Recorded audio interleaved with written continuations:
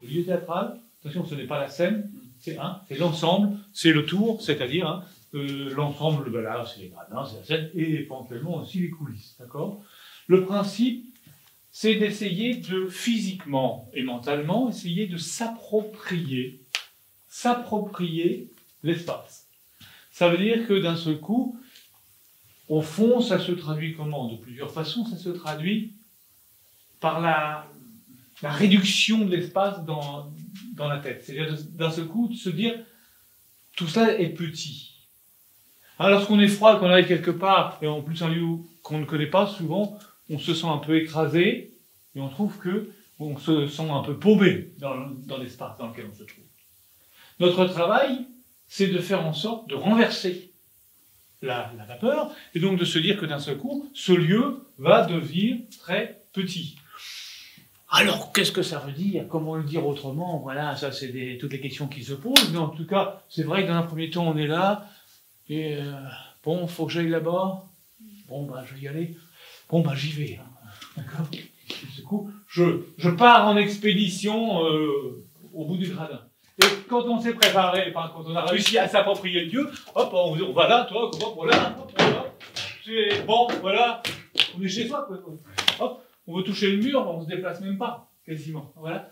Donc, tout de suite, notre premier travail va être physiquement et mentalement, les deux étant liés, évidemment, faire en sorte que ce lieu devienne le plus petit possible et qu'on s'y sente totalement à l'aise, c'est-à-dire qu'on se sente possesseur de ce lieu. Qu'est-ce qu'on attend de l'acteur? C'est de quelqu'un qui va rentrer dedans, hein, qui arrive là, qui est là. Donc, c'est important de développer quoi? Le physique, la capacité à produire une énergie qui va nous propulser, qui va faire qu'on arrive là. Voilà, hein.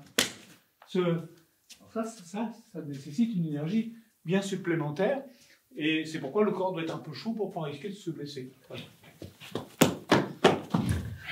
Voilà. J'ai sûr qu'il glisse alors.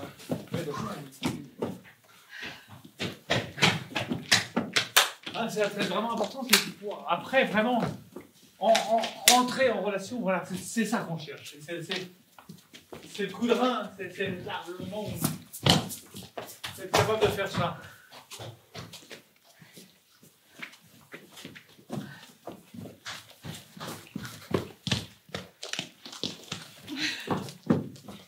L'idée est la suivante, c'est que on va essayer chacune, de prendre la parole.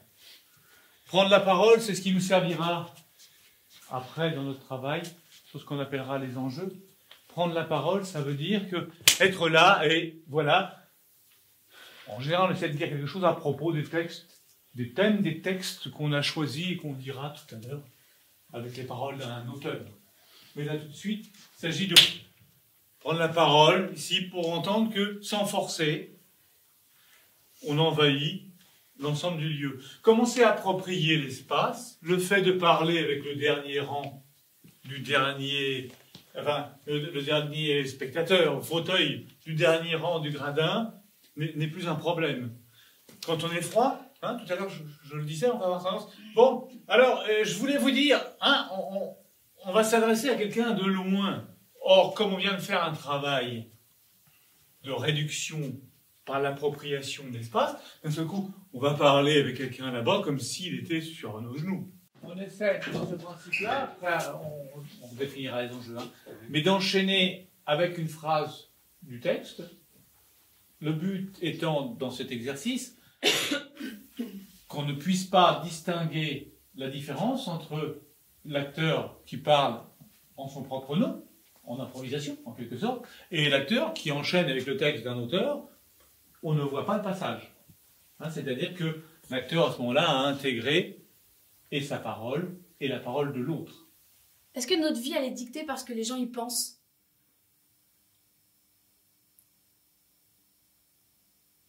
Est-ce que c'est les gens qui nous font vivre?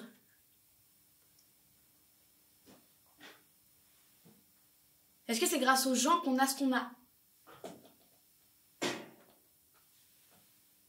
Vous pensez pas qu'à un moment donné, il faut vivre pour nous? Pour ce qu'on a envie?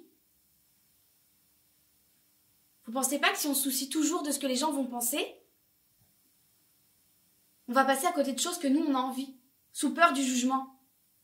La règle de travail, encore une fois, qu'on se comprenne bien, c'est de travail, c'est qu'après, quand on est en action et tout cela se fluidifie, hein, bien évidemment, mais on s'entraîne à faire ça parce que c'est le plus dur.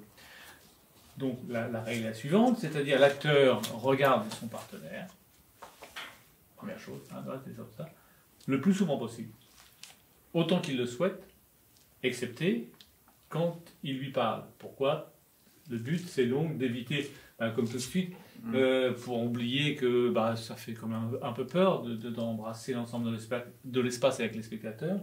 Donc, pour éviter ça, on se dit, bon, systématiquement, on va essayer d'embrasser l'ensemble du lieu et non pas regarder le public, qui est notre idée.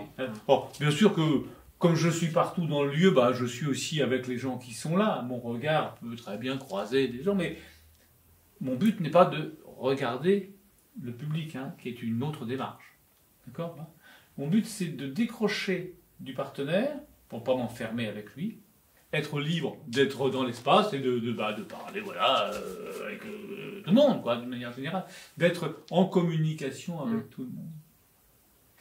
Le deuxième point, qui était la règle de segmentation, mouvement-parole, geste-parole, hein, qui est...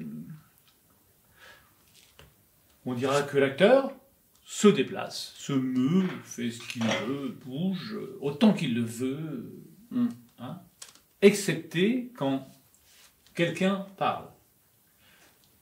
Toujours pareil, le but recherché est le suivant, c'est que quand on produit de l'information, un acteur par exemple sur scène, et qu'on a des gens qui regardent et qui écoutent, celui qui regarde et qui écoute, tout le monde, sera attiré en premier lieu par le mouvement, ce qui bouge, et on privilégie toujours le mouvement au son, donc en l'occurrence à la parole. Et donc si quelqu'un dit quelque chose d'important, il est évident que si en même temps on a une action, un mouvement, en plus si c'est un mouvement parasite, entre guillemets, la parole va être diminuée, négligée, voire évincée. Donc pour s'entraîner à mettre en valeur toutes les choses, donc le but est le suivant, on se dit qu'on bouge autant qu'on veut, mais quand on prend la parole, toc, on s'arrête, on ne se fige pas, hein, il ne s'agit pas de se figer, hein, d'accord, il s'agit simplement de laisser la parole en priorité. D'accord. Oui, vous veniez tous les étés à Bergerac. Les roseaux fournissaient le bois de vos épées. Et les maïs, les cheveux blonds de vos poupées. C'était le temps des jeux. Des murons égrelés. Le temps où vous faisiez tout ce que je voulais. Roxane, en jupon court, s'appelait Madeleine. Comme on essaie d'avoir un lieu unifié, où on est tous dans le même lieu, en même stade et à égalité, à partir de ce moment-là, il est important non pas de s'adresser à, parler à, mais au contraire de recueillir, de recevoir et d'échanger. Hein, c'est important dans la démarche, hein, parce que forcément le premier réflexe qu'on a, que tout le monde fait, c'est de je me parle aux gens qui sont là. Ça n'est pas du tout ce qu'on essaie de faire. Hein. Alors c'est une tendance qu'on a forcément, mais notre travail va consister au contraire d'être là, d'échanger, d'écouter, de recevoir, de partager. Hein. C'est fluide, ça part dans l'information qui circule, et non pas de l'information dirigée qui partirait de celui qui a la parole, qui est l'acteur, et qui serait envoyée sur celui qui est là et qui écoute, le spectateur. Hein. Là, ce sont des nuances, mais capitales. Parce que ça place le spectateur à un autre endroit. dans le cas classique, l'acteur s'adresse à le spectateur et là, il reçoit, prend, il attend, il est passif. Dans le cas qui nous préoccupe, qu'on essaie de mettre en place, c'est que l'acteur va essayer de partager, d'écouter, d'essayer de recevoir. On est ensemble. Et la parole, la pensée, l'information circule. Hein, c'est important parce que tout à l'heure, on va essayer de travailler les monologues, entre autres. Et dans les monologues, comme dans n'importe quelle scène, on va avoir tendance à... Alors déjà, savoir faire ça, c'est bien. On est d'accord? Dans les étapes de travail, savoir déjà s'adresser à... Voilà, c'est bien. De parler en son propre nom, du moins apparemment, c'est bien. Ça, c'est important. Mais étape suivante, il faut transformer cette projection de la parole vers un autre phénomène qui est l'échange de la parole, le débat, la discussion. Même si physiquement, le spectateur qui est là en face n'ouvre pas la bouche. Il pense, on échange. Dans la façon d'écouter, on se dit des choses. Vous n'avez pas l'impression que, toi particulièrement, qu'il y a quand même pas mal d'années de ça, on aurait pu être tous capables d'acheter un tableau blanc sur fond blanc? Toi aussi? Et aujourd'hui, est-ce qu'on serait capable d'acheter un tableau blanc sur fond blanc? Réellement. Moi, je crois que j'en serais pas capable. Ou alors, si j'avais beaucoup d'argent, peut-être. Mais les motivations de celui qui a acheté un tableau blanc sur fond blanc, j'ai l'impression qu'on les a plus. Le type, quand même, c'était pour... il me semble, c'était comme pour tout le monde à l'époque, c'était pour changer le monde, non? Pour avoir une autre vision du monde. Plutôt que de venir donner une vérité, Voilà. des vérités, énoncer des certitudes, les choses que l'on sait, que l'on affirme, dans le chemin d'acteur, on essaie plutôt de proposer des pistes, proposer des solutions, mais sujettes à discussion, voilà, d'accord, hein, et non pas des affirmations. Alors ça, c'est un état d'esprit qui n'est pas facile Ouais, c'est à mettre en là-dessus place. qu'on bloque. On était là la semaine dernière là-dessus Ça, aussi. ouais. Hein. Ça, c'est compliqué. Ça, ouais, C'est compliqué. très, très bien. Au fond, ça n'est pas compliqué. Mais ça dénote d'abord, enfin, tout un travail sur soi d'abord, pour se dire qu'on a envie d'échanger, qu'on n'a pas envie d'affirmer des choses, hein, de remettre en question sans cesse ce qui apparaît comme une vérité. C'est une démarche intellectuelle qui n'est pas facile, parce que c'est pas ce qui nous vient à tous naturellement. Pour des raisons de sécurité, de confort, on a toujours envie de s'asseoir sur des choses qu'on sait, quoi, des choses qui sont... Voilà. Et il me semble que le rôle de l'artiste est plus celui qui, justement, même ce qui paraît être une certitude, d'un seul coup, l'est beaucoup moins, voire l'est plus du tout. On va envisager d'autres façons d'écouter, de penser, de regarder. Et à la liberté de celui qui écoute, c'est-à-dire le spectateur en l'occurrence, d'accord ? Ça, c'est pas facile. Ça, c'est pas facile. Surtout qu'en plus, on apprend dans le théâtre classique, enfin partout, puis on le voit bien chez les comédiens, que c'est le contraire qu'on demande, c'est que l'acteur vienne et qu'il affirme vraiment, qu'il soit même, on utilise même, il vient dans l'arène, contre les gens, il vient s'affirmer, il vient posséder le lieu contre les autres, enfin je sais pas, et puis même y compris contre ses partenaires. C'est toujours une histoire de lutte, souvent, qu'on apprend. Oui, dans la mesure où le théâtre, qu'on appellera traditionnel pour faciliter la discussion, consiste à représenter une pseudo-réalité, les acteurs sont là pour essayer de jouer des gens qui savent ce qu'ils disent et qui s'affirment. Et c'est le débat prévu par l'auteur dans le texte qui va faire que d'un seul coup, on va, nous, spectateurs, éventuellement réfléchir à ce qui s'est passé. Mais chaque acteur est là pour jouer un personnage et pour incarner une forme de vérité. ou de fragilité, c'est une fragilité, hein, d'accord. Mais c'est quelque chose d'entier, comme ça.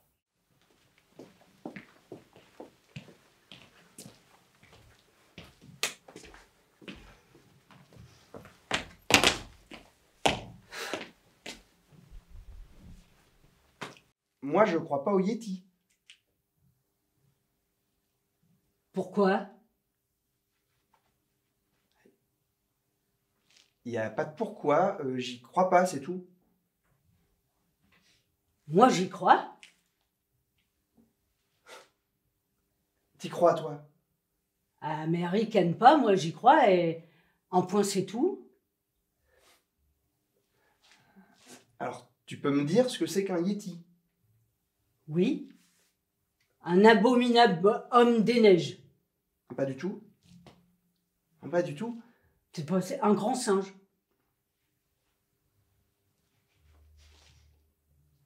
Ah non, c'est un... Un grand singe. Tout poilu. Non, non, c'est... C'est bien un abominable homme des neiges. Qui se présente comme un grand singe tout poilu. Non, non. C'est un abominable homme des neiges, point final.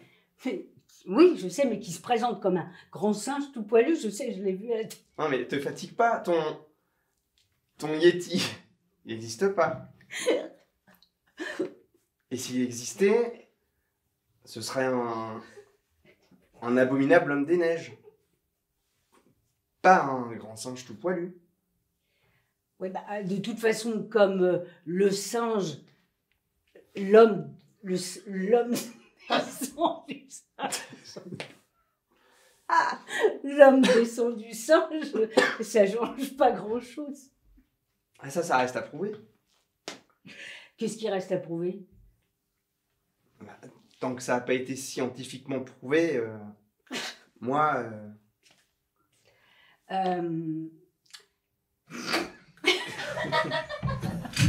Excuse-moi, Non, non, c'est j'ai tout à l'envers. J'ai pris ses répliques.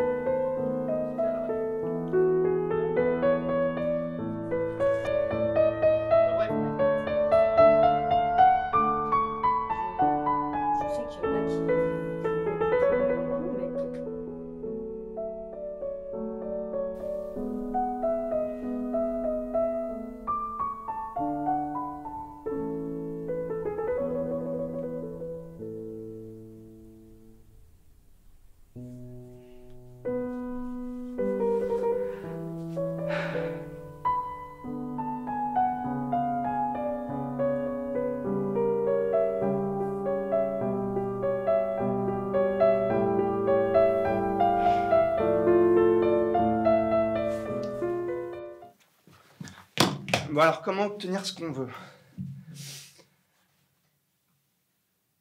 La grève. D'accord. La révolution. Ouais. Alors, ouais, on prépare, on se met autour d'une table, non, on fonce la tête baissée. D'accord? On y va par surprise. Ouais. Non, on va se ramasser comme ça. Quand tu verras la misère de mes compagnons. Et après une grève ratée, ils seront moins malheureux. Citoyen délégué, puis-je te demander pourquoi tu as pris la peine de prendre le train? D'abord, parce que tu nous as appelés à l'aide. Ensuite, parce qu'on veut t'aider si possible. Nos caisses sont vides. Tu peux les remplir? Les charbonniers des autres ports décharge les navires qui devraient être immobilisés ici. Tu dois nous obtenir la grève des syndicats des autres ports. De France, de Navarre et de l'étranger.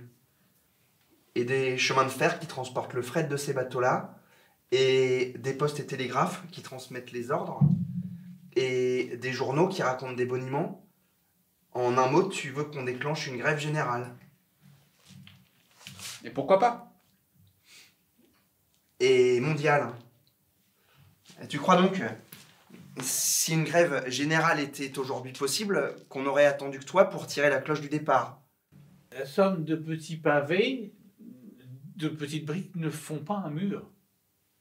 Ça fait qu'un tas de briques, c'est tout. Et tout de suite, j'essaie de faire trouver une image, mais on a des tas de briques. Et le travail de l'acteur, c'est de construire, c'est de faire bouger ces briques, de donner des formes, de susciter, en tout cas, des mouvements. Alors cette scène-là se prête à merveille. Hein, on a un débat qui est clair, qui est intéressant, qui est d'actualité, qui est d'aujourd'hui, enfin de toujours. Hein. Et donc, on aimerait qu'à chaque instant, on sache où chacun veut en venir et quelle problématique il nous soumet. Et là, on ne l'entend pas. Et de même, pour toi, Raphaël, c'est plus construit, mais ce n'est pas construit suffisamment. C'est-à-dire qu'on n'entend pas le sujet qu'on partage ensemble, qu'on comprenne bien ce qui se passe. On ne comprend pas ce qui se passe, parce que tout est tellement segmenté, et cette fois-ci, la segmentation n'est pas forcément la bonne chose, hein, ça ne suffit pas. Hein. C'est-à-dire que on entend des répliques les unes après les autres, qui sont dites de façon très correcte, la question n'est pas là, mais on ne voit pas où ça va tout ça. On ne comprend pas où ça va. On ne comprend pas le sujet. Il y a des sujets très forts dans cette scène-là, très clairs. Hein, et on ne les entend pas. On n'entend pas. Hein, d'accord? Et ce n'est pas une histoire, bien sûr, qu'il y a une confrontation de deux individus, mais surtout de deux positionnements dans une actualité de grève. Et c'est vachement intéressant d'entendre réellement ce qui se dit à partager avec nous. Parce que là-dedans, on ne sait pas où est la vérité. Il n'y a pas de vérité. Entre ce que tu as à défendre, toi, et ce que tu as à défendre, les deux ont parfaitement raison. Et c'est ça que là, on est dans un sujet vachement intéressant, parce que ce que tu dis, oui. Ce que, toi, dans ta conduite, de ce que tu défends, toi, la conduite d'une grève, comment ça se conduit, il y a des règles pour que ça fonctionne. Et puis, il y a le collègue en face qui te dit, oui, on l'a pas fait, non, mais si tu veux, tu les connais pas. Attends, tu les vois pas, les mecs, ils crèvent de faim, voilà. Et ils sont bien obligés. Bien sûr, l'été, c'est pas la bonne idée, mais il y a la tactique. Ouais, mais il y a la réalité. Il y a des principes de réalité. Il y a vraiment tout un débat intéressant à mettre en lumière, à faire vivre, à faire bouger avec tout le monde. Tout le monde peut avoir son avis là-dessus, tout le monde peut comprendre des choses et se positionner. Et là, c'est pas le cas. C'est pas le cas parce que vous ne maniez pas la scène dans son intégralité. Hein. À la fois, chaque seconde est une seconde après celle qui précède et avant celle qui va suivre. Mais à la fois, tout cela nous mène quelque part. On construit quelque chose, on construit des raisonnements. Et ça, c'est raisonnements, on les a pas tout de suite. On a le texte, mais on n'a pas du tout le... Et c'est pareil pour toutes les scènes, mais celle-ci est bien parce que je trouve que... Elle est forte. Voilà, elle est forte, puis elle est claire, on voit on voit bien le sujet. C'est un sujet passionnant, et surtout un sujet qui n'a pas sa vérité. Hein, c'est ce que écrit l'auteur. C'est là où son texte est fort, c'est qu'il nous dépeint bien les problématiques et les questions qui se posent, et les questions auxquelles on ne sait pas répondre toujours.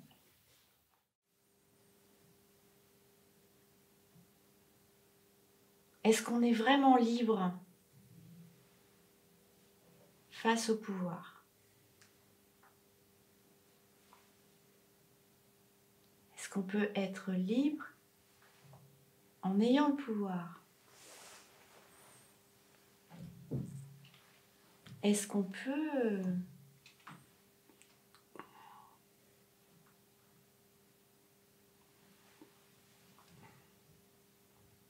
qu'est-ce que ça veut dire avoir le pouvoir?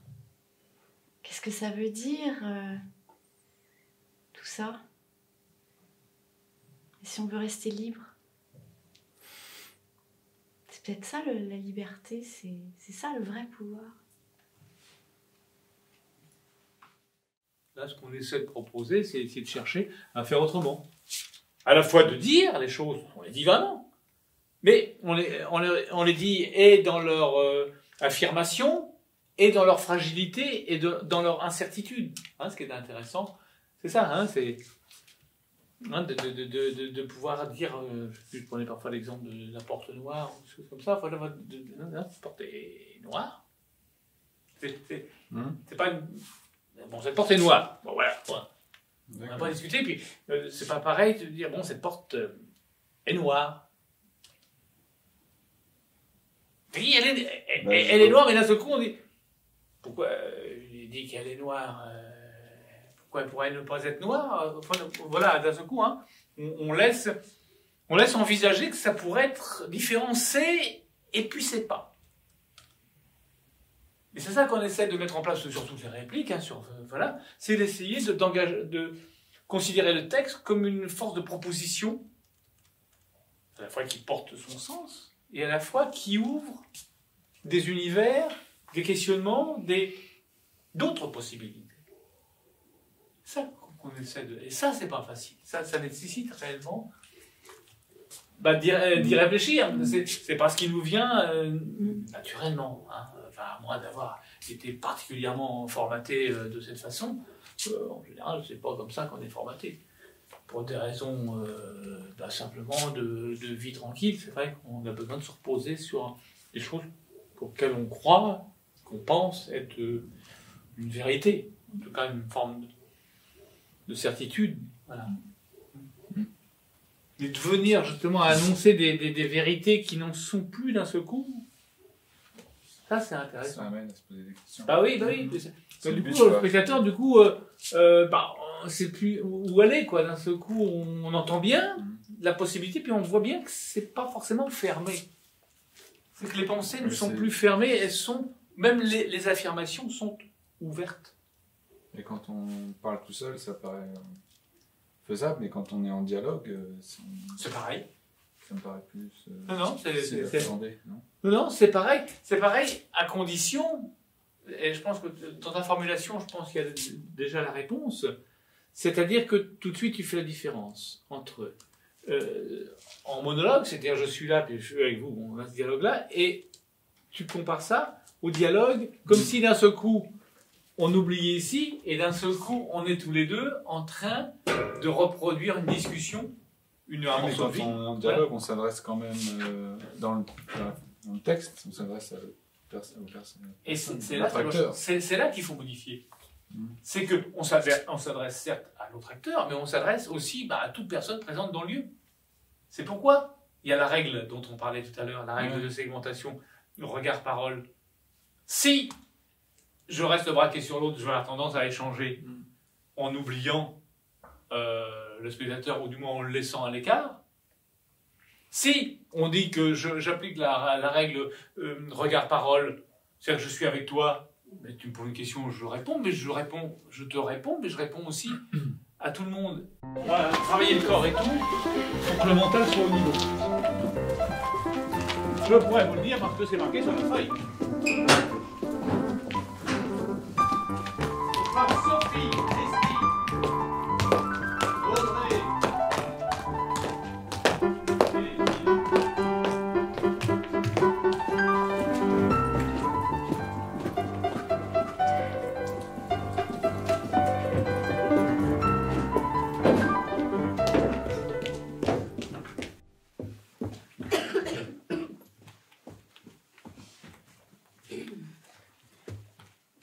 aimer, être aimé, est-ce que c'est le but de la vie? je sais pas, ça permet de vivre heureux.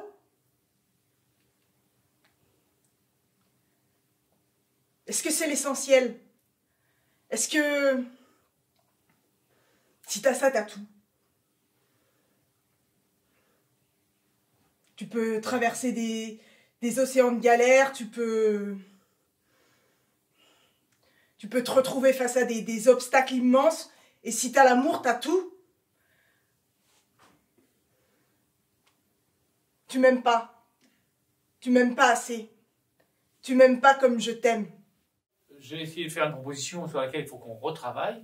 Je vais parler de, plutôt que de s'adresser comme ça directement, comme je disais tout à l'heure à chaque spectateur, d'émettre des propositions, des pensées, comme sur je parlais du cloud, un nuage, comme si on mettait la discussion là au-dessus de tout le monde, tu vois, puis bon, on énonce un fait, mais on l'énonce là-haut, à disposition de tout le monde, à discuter. Et donc là, ça devient intéressant parce que d'un seul coup, bah, tout le monde peut aller, c'est le principe du nuage électronique, hein. C'est qu'on a l'information, elle est posée ici, tout le monde peut aller la chercher, tout le monde peut s'en emparer, et tout le monde peut l'analyser comme il le veut. Voilà. Hein? Et ça, c'était intéressant. Je pense qu'on va essayer de voir s'il y a une voie possible de progrès par là. Mais en tout cas, intellectuellement, ça fonctionne. Maintenant, est-ce que pour l'acteur, ça va être un outil? Ça, j'en sais rien. Il faut le tester, il faut le regarder. C'est agréable, on cherche tous l'amitié, on cherche tous l'amitié. Une relation amicale, sécurisante, épanouissante. Mais il y a de l'affect. Et on n'est jamais autant déçu que quand il y a de l'affect. Alors, est-ce que c'est positif? Est-ce que ce serait pas mieux si c'était scientifique? Pas de déception, c'est blanc ou c'est noir. Ça peut pas être bien ou mal, la science.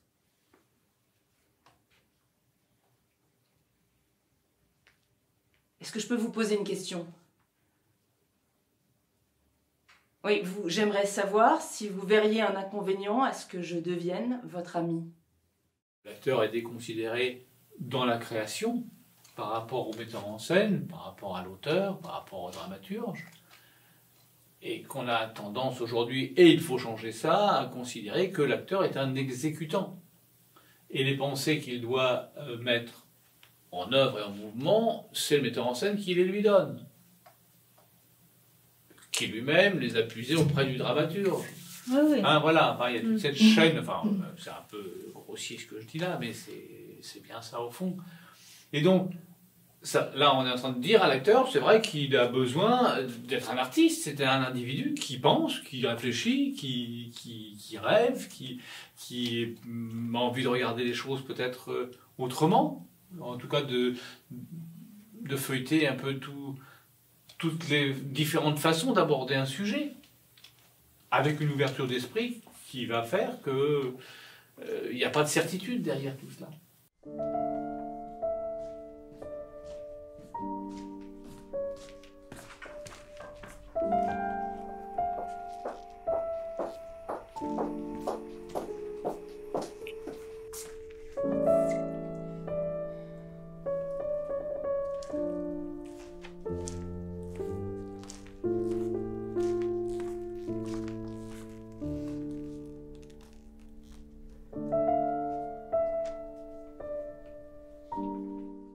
Quand le sujet que l'on aborde est plus important que la peur que l'on a d'être présent, suivez, d'un seul coup, bah, tout devient simple. C'est-à-dire que s'il y a quelque chose de vraiment grave, d'un seul coup, on va être là, puis on oublie qu'on est là, et puis on parle, parce que ça devient tellement important. Ce qu'on est en train de penser, de dire, d'évoquer, de chercher, est bien plus important que ce que l'on est.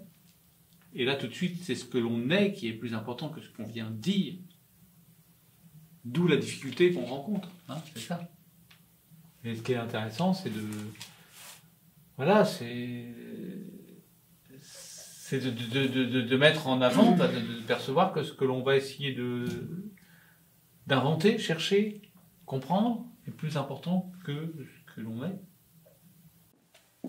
C'est pas évident de faire venir à soi. Voilà, c'est ça qu'il faut essayer de comprendre. On se sent toujours devant. Ben oui, donc il faut trouver le bon... Enfin, pour ma part, je chercherais plutôt un meilleur positionnement. C'est-à-dire que si j'arrive de façon frontale, ben je sens bien que forcément j'ai deux lieux. Hein. Je suis face et l'autre est face. Réciproquement, bien évidemment. Hein. Oui, mais Donc, même quand on n'est pas en frontal, voilà. de toute façon, Ouais. ça n'empêche pas de sentir que c'est Ouais. cette configuration-là. Ouais. Mais ça, on ne peut pas y échapper, c'est à nous de l'apprivoiser. Voilà. Voilà. Il faut transformer ça, cette sensation qui arrive directement, ce qui est bien naturel d'ailleurs. Essayer de réellement trouver le rapport. Comment essayer d'avoir un climat détendu d'échange si on est dans une démarche guerrière? Et c'est ça, en fin de compte, qu'il faut aussi de modifier. Mais c'est très dur parce que ça nécessite... c'est-à-dire que c'est plus facile de venir en ayant une démarche guerrière. Et puis, ça c'est évident. Là, on arrive, on explose tout. Ça, c'est vrai que c'est plus... voilà. Que là, c'est compliqué. Hein. L'égalité de tout niveau. Parce qu'après, si on établit ce rapport, après on peut avoir beaucoup plus une complicité.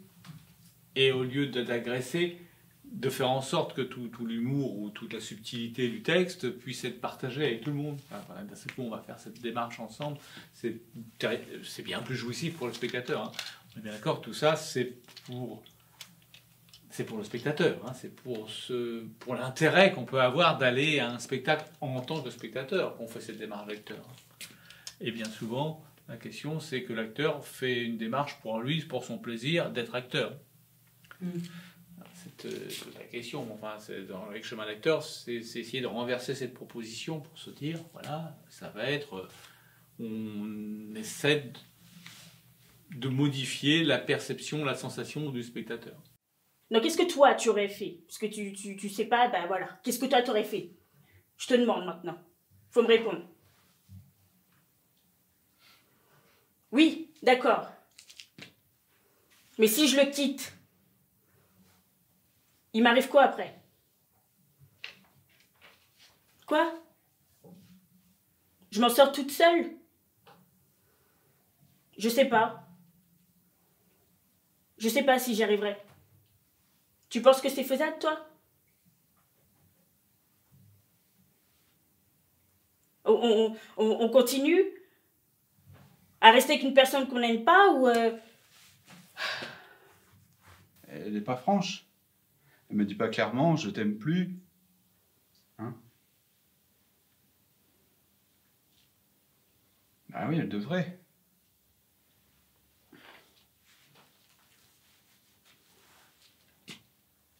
Oui, c'est sans cesse, elle continue, elle s'arrête pas.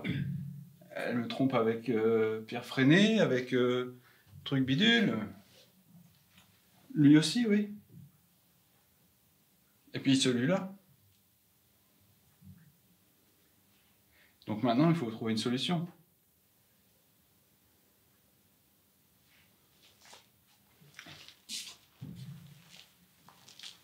Qui t'envoie cette tonne de roses depuis une semaine? Dieu. Tu mens.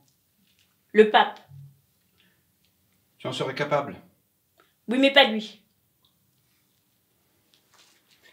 Où étais-tu cet après-midi? Tu m'ennuies.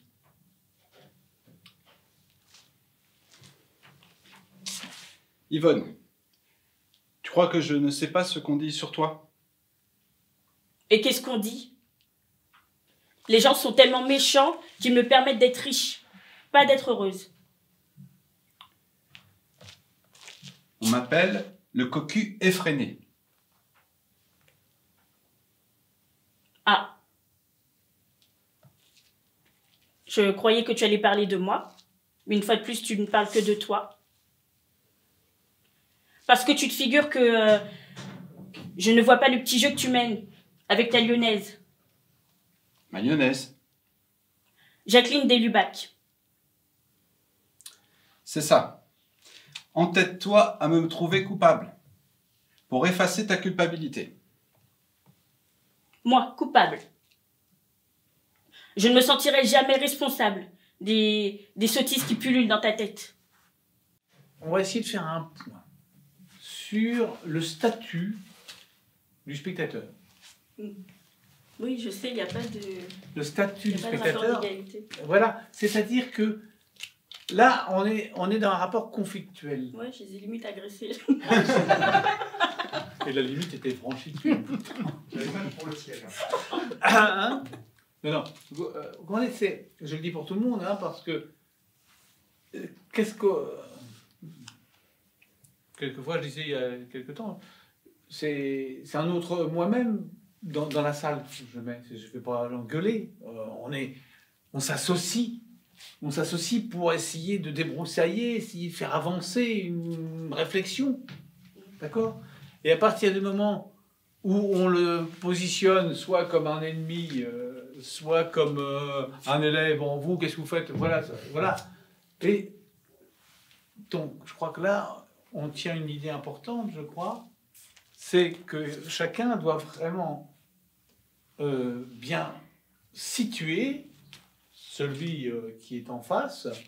Et quand je dis un rapport égalitaire, c'est ça que je veux dire, c'est-à-dire que on n'est pas là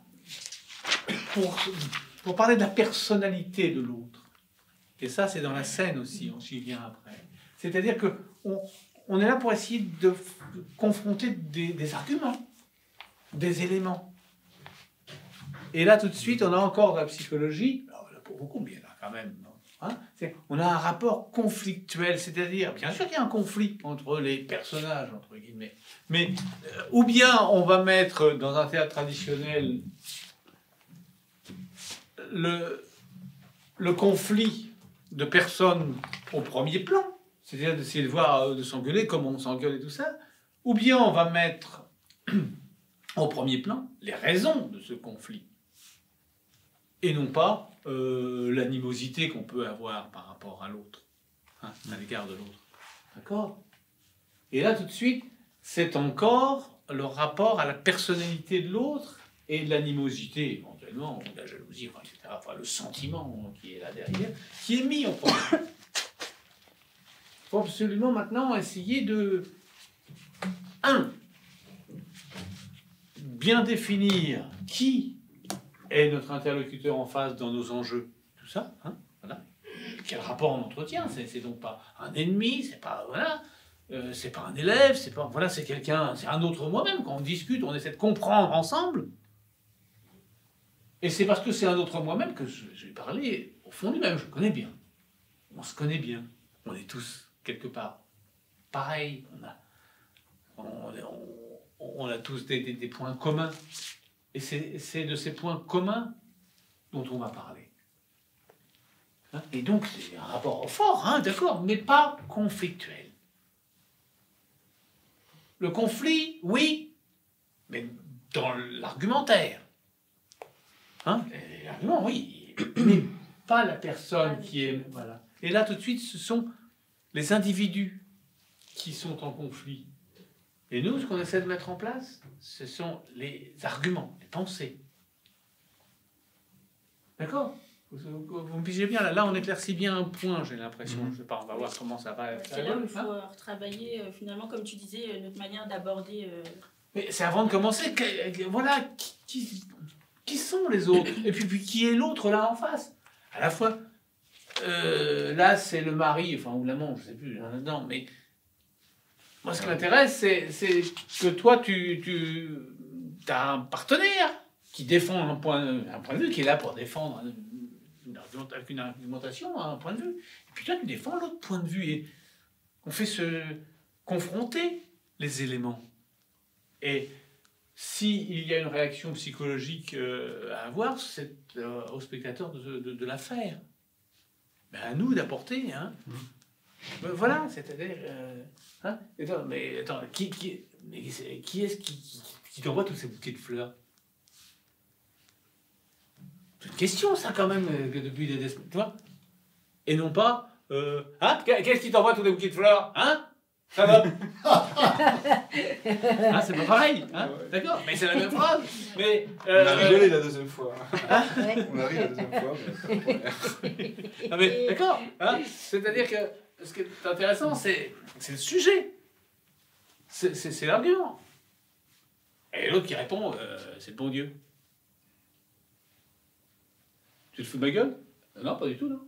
Enfin, tu vois, c'est intéressant, on discute. Voilà. On laisse les arguments agir. Le texte agir. C'est le texte qui agit. Et non pas le texte qui nous fait agir, nous, acteurs. On est le texte. C'est nous qui faisons agir le texte. On est et le non... texte. Voilà. Nous, on est là, voilà. On donne les éléments qui constituent l'intrigue, la réflexion. On est là pour les mettre en lumière. Et c'est au spectateur de se faire une idée, après, de ce qui se passe, et d'avoir une opinion sur ce qui se passe. Alors, bien évidemment, l'auteur ayant écrit, bien sûr, c'est déjà un peu dirigé, mais c'est à nous, en tout cas, avec la plus grande honnêteté possible, de faire valoir tous les arguments possibles. Ce qui est intéressant, quand même, dans un débat, c'est en effet qu'ils n'aboutissent pas. Enfin, je veux dire, au théâtre. Hein, artistiquement, ce qui est intéressant, c'est un débat qui ouvre l'esprit, qui interroge, qui fait avancer, et non pas un débat qui nous donne des solutions. C'est pas le plus intéressant, enfin, pour ma part. Voilà. On se lance dans un truc complexe, mais qui est intéressant, qui est passionnant. Et là, tu vois, dès que tu commences, par exemple, toi, bon, stop, le corps s'emmène. Bon, alors, où est-ce que je n'imite pas, mais j'essaie de faire comprendre seulement. Hein, bon, alors, qui est-ce qui t'a envoyé ces fleurs? On est dans un personnage qui donne les raisons de son mécontentement. Voilà. Hein. Alors qu'on va essayer d'entrer plutôt, au contraire, essayer de faire valoir les arguments du texte. C'est clair, ça, hein, je pense. Hein. Adieu. Mais Yvonne, Pierre m'attend. Yvonne.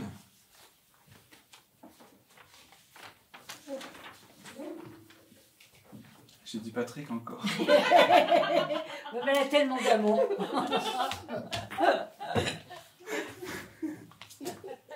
J'ai réagi seulement parce qu'elle a dit Pierre. Alors... C'est quoi que j'ai appris Patrick du coup. J'ai pas suivi. J'aurais dû dire Patrick. Le problème, c'est que Patrick, il n'existe pas. Alors Pierre Freinet, oui. Bah oui. C'est ça. Hein, c'est bien de Pierre Freinet dont on parle là tout de suite. Hein, c'est pas de. Ah oui, il existe vraiment Évidemment, c'est un grand acteur. Pierre Tout Freinet. est vrai dans ce que vous dites. Tout est vrai. Bah, Yvonne, c'est Yvonne Printemps. C'est la femme de Guitry. D'accord, je connais pas, moi je sais pas. Moi.